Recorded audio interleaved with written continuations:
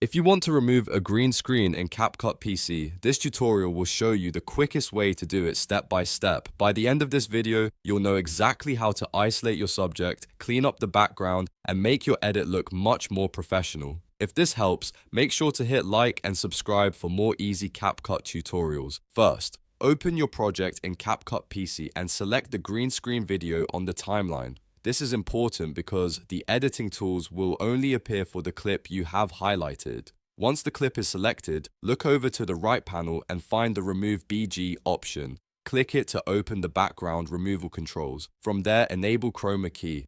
Chroma Key is the feature that tells CapCut to remove a specific color from your video, which is exactly what you need for green screen footage.